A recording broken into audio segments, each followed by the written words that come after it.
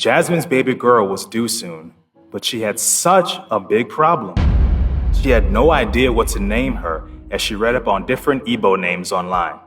Her ancestor had already visited her in a dream to reveal several Igbo names to her.